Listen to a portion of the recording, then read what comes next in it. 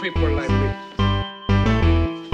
You need people like me so you can point your fingers and say, that's the bad guy.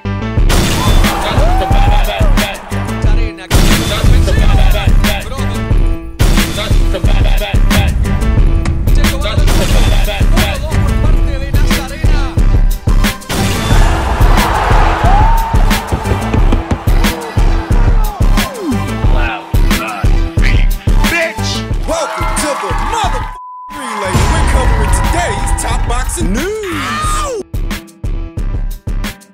Canelo Alvarez versus Jaime Munguia for the undisputed crown at 168 pounds. Let's talk about the fight. Ahead of the fight, I said I anticipated this would be a very fun fight to watch because in Jaime Munguia, what you have is a very active fighter. Active within a round. A combination puncher. And a talented counter-puncher in Canelo. A counter-puncher who can exploit all the deficiencies of Jaime Munguia and catch him in between the combinations. So at the start of the match, there's a noticeable discrepancy in size. That Jaime Munguia looks like a giant compared to the more modest-sized Canelo Alvarez, throwing those straight punches, keeping a bit of space in between them while he does it. I don't even know if he was aware he was doing that. When there was enough space for Jaime to get full extension on his jab, get the arm out there, and bring over the right, not falling in. He had a clear view of the target and was able to string punches together from a safe distance because he wasn't close enough to Canelo for Canelo to counter him. And he was doing this at the start, more or less, using his height, using his length, his youth, his explosiveness at the start. It's when he starts falling in that the problems begin. And I knew that he would because Jaime Munguia is a spiteful fighter, an aggressive fighter that wants to step into his jab. Fight in the pocket. Which isn't a good idea against Canelo because you're essentially giving him what he wants, what he needs if you do that. Canelo being the shorter, stumpier fighter of the two, fighting within close quarters favors him more than Jaime and his wide sweeping punches. Counter-punching was the star of the show. Counter-punching is what won Canelo the fight, and changing the cadence on his punches. Very short punches that he didn't always throw the same way, with the same intensity. Just catching Jaime here and there, catching him in between, in the middle of a combination, simmering him down while he does it, short left hooks, stifling his momentum, chopping right hand, short jabs down the middle, right down the middle, to stop Jaime in his tracks. Every time I watch Canelo Alvarez in action, I'm reminded of how so few content creators and how so few boxing fans actually know anything about boxing, because here you have one of the most widely criticized fighters, and you'd think he were a simple fighter the way they talk about him. Basic. Canelo's shot selection, his poise and his patience under pressure is what won him the fight yesterday. Won it wide on my card because it looked to be a 9-3 to 8-4 kind of fight in favor of Canelo, and tack on the knockdown. It's an extra point. Hard knockdown off a short uppercut up the middle in what was the fourth round. Jaime tried to turn it up in the fourth round, getting too aggressive, too cavalier with Canelo Alvarez, ate a big right hand. He took it well, he kept coming forward. Walks into a three-punch combination, a right hand, then a left hook, then a right uppercut up the middle that sent him to the canvas for what I think was the first time in his career. Yeah, because I don't think I've ever seen Jaime Munguia down. But you know, he survived the round, and it's here where Canelo Alvarez starts to take over. Inching forward, stepping into his punches, being cautious and careful when he does it, trying to bait Jaime Munguia's lead, bait him to throw so he can counter what he throws. We talk about it all the time. Tucked behind the high guard, catching and shooting. Underrated defense from Canelo Alvarez. Very few of Jaime Munguia's shots would actually get in when he'd rip a five-punch combination, stepping into it and trying to back off Canelo. Very few of Jaime's punches actually penetrated the guard. They were eye-catching, likely attracting the attention of the layman with no regard for whether or not the punches are actually getting in, many of which Canelo Alvarez caught on the arms and gloves. Canelo, who at the end of each round, he didn't even sit down. They didn't even bring the stool in for him. That's a statement. Each round, similar to the last, where Jaime Munguia is giving up his height and giving up his length like we knew he would, and Canelo Alvarez is dominating the pocket, catching and shooting and throwing short hooks, counters, uppercuts, jabs here and there. And I never saw him hurt in the fight, never saw Canelo overwhelmed. In spite of being the noticeably shorter and older fighter in the fight, it was just another day at the office for Canelo Alvarez against a young lion, a much younger and bigger, very strong and stubborn fighter in Jaime Munguia, who showed a good chin and good powers of recovery, good cardio too, because Jaime still had energy at the end of the fight. Where towards the tail end of the match, Canelo did look a bit tired. His output decreased. That's not saying that he started taking punishment, but he wasn't throwing as many punches and worked solely off the counter. Still winning rounds when he did it, but you could see he's a bit tired. But don't read too much into it, because Jaime is trying to push the pace, so it's an occupational hazard against a fighter like him who's standing right in front of you and he doesn't want to go away. The Jaime Munguia I saw yesterday would beat a lot of familiar faces, a lot of familiar fighters at or around 168 pounds. He is showing improvement now that he's got Freddie Roach in his corner. Parallel that I drew after the fight is that this fight was for Jaime Munguia what the Floyd Mayweather fight was for Canelo Alvarez. That even though Canelo lost all those years ago, losing that fight made him a better fighter. His stock didn't go down afterwards. It went up.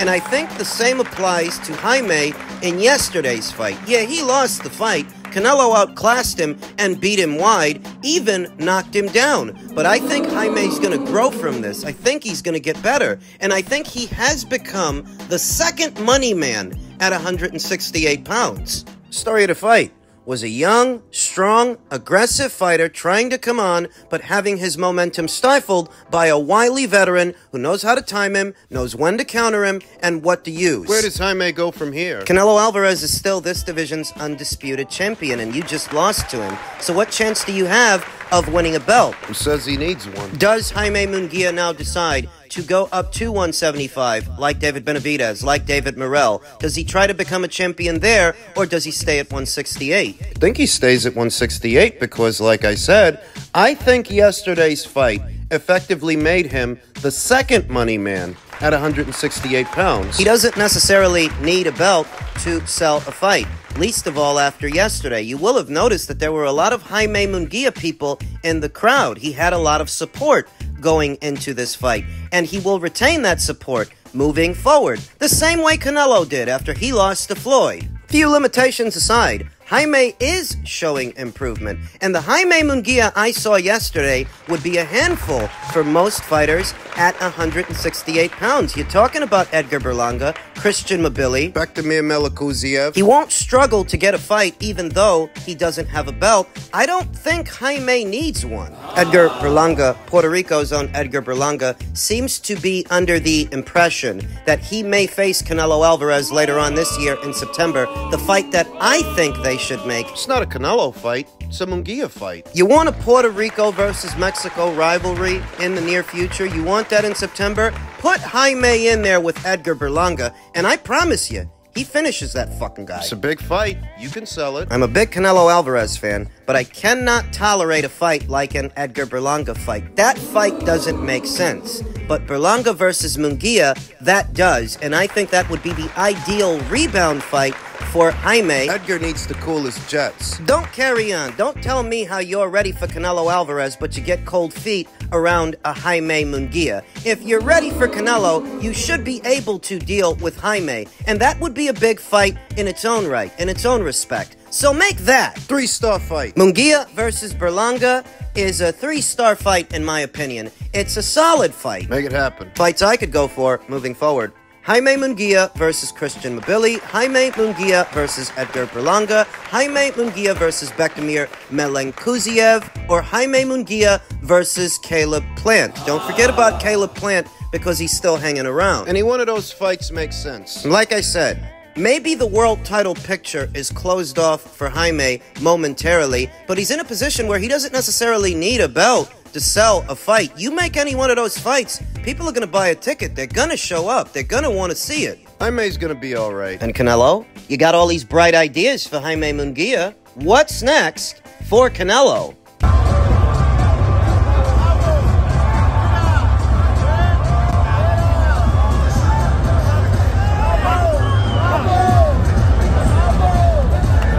Post-fight, we saw an exchange between Canelo and David. It looked a lot like Canelo was calling him into the ring.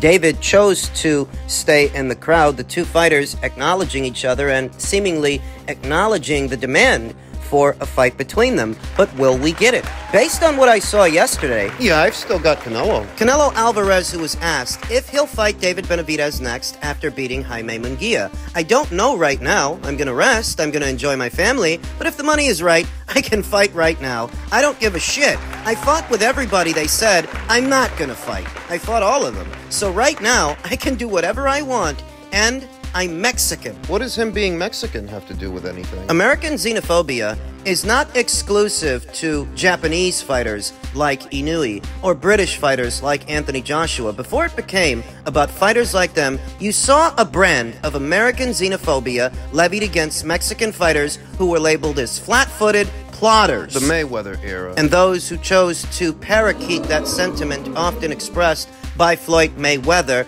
that Mexican fighters were just slow-footed plotters. Right. In spite of the Mexican legacy and lineage in the sport of boxing, this brand of xenophobia was the most prevalent brand of xenophobia before recent times. And what Canelo Alvarez is essentially getting across is where Americans often thought of Mexican fighters as just being opponents for American fighters, guys you conjure up to lose. Here you have the face of boxing, who can do whatever he wants. And the face of boxing is Mexican. This is not your father's era of boxing. That's what I think Canelo Alvarez was trying to get across. That's what I think he meant when he said that. But does the David Benavidez fight happen? It might. We have to take that into consideration. But yet another fight that we might have to take into consideration is a Benavidez versus Morrell fight. As David Benavidez has welcomed a potential fight against David Morrell, I'm not ducking nobody. We're now at 175, so basically, we could have that fight. I'm done at 168, if it's not Canelo. Very lucrative fight.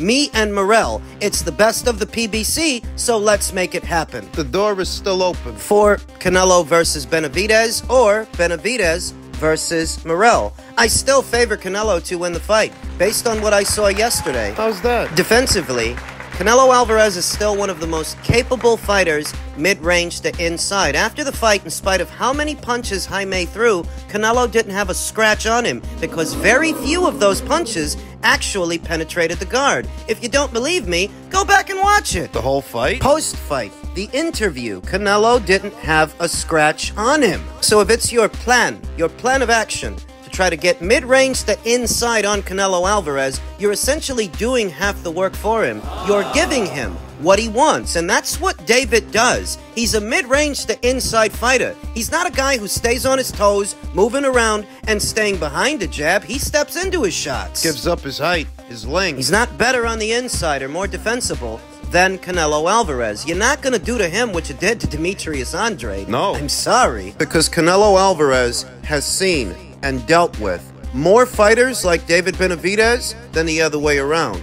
Canelo wouldn't be in unfamiliar territory against a more statuesque fighter trying to bear down on him. He's seen plenty of guys like that. Jaime was just another. Whether it's a taller, longer fighter that's moving away, trying to keep distance against Canelo, or it's a taller, longer fighter trying to close distance on Canelo, he's used to it. Whereas David's not used to a guy who can handle himself mid-range to inside, and he's not used to a guy who has punching power of his own. What's the strongest punch that David Benavidez ever fought? It's the hardest hitter. Revisiting this conversation, it feels like we haven't had it in a long while, mostly because too many guys spend too much time trying to convince me to pick who they pick. Who I'm picking to win a fight is not subject to debate. I'm not trying to convince you to pick who I'm picking for the reason I'm picking them. I'm just elaborating upon how I got there. How I arrived at that conclusion. I'm not here to argue. Though because they don't agree with my sentiments and my overview of a potential matchup, that's what they want to do. They want to argue. I still have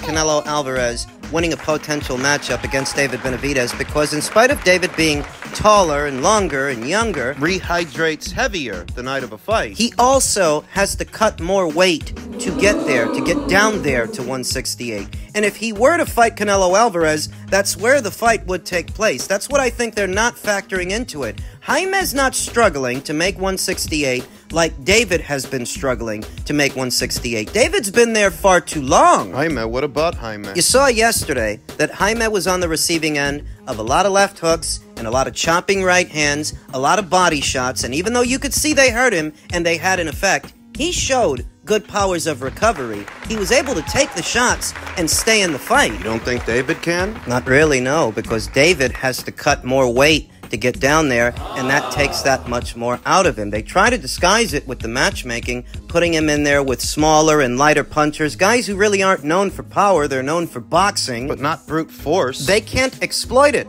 the way that a puncher can, and Canelo Alvarez is a puncher. He does have punching power. What's been at the center of the conversation the last 2 weeks or so is Devin Haney and whether or not this kid could take a punch, because Ryan Garcia did a lot of damage with that left hook, and it's like Devin couldn't recover. Yeah, but Ryan was on steroids. Yeah, but we've seen this before. We saw it at 135 in the Linares fight. It took Devin Haney about 2 to 3 rounds to get his legs back under him. Why was that? Because he's cutting too much weight. At 135, at 140, Devin Haney, like David Benavidez, he cuts a lot of weight in the buildup of a fight, and that affects your ability to take a punch. Don't be distracted. I understand Ryan Garcia tested positive for steroids and everything it means. But on the other side of that argument, you also have to factor in that Devin Haney, like David Benavidez, is one of these fighters that's cutting upwards of 20 to 25 pounds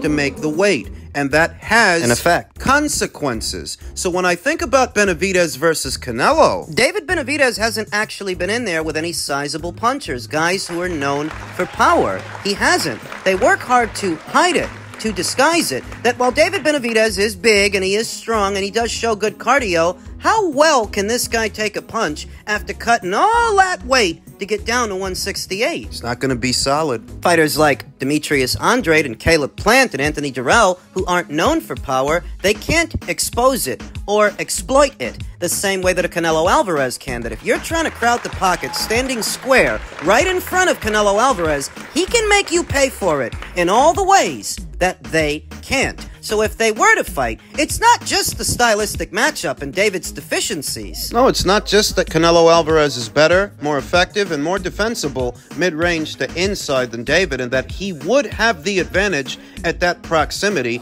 It's not just that. It's that David getting down to 168 is going to take something out of him. So when the punches start to land from a guy who hits harder than he's used to, is more defensively sound and better off the counter, better than he's used to, I'm telling you, crowding the pocket and throwing punches in bunches is not how you beat Canelo Alvarez. You have to stay on your toes, you have to move around, manage the distance, and box him. That's what you have to do. Manage the distance, not keep distance. Manage the distance, in and out, on your toes, throwing 3 and 4 punches on the way in and getting out, like Dimitri Bivol did. David doesn't fight like that. David's not a sugarfoot fighter. If you want to pretend that he is just to have something to say, go waste somebody else's time. Go argue with your landlord. Way I see it, David's too simple, too basic. You know exactly what he wants to do. Crash the pocket, throw combinations, and it's too easy for Canelo to catch him in between. So, if they do fight, I've got Canelo.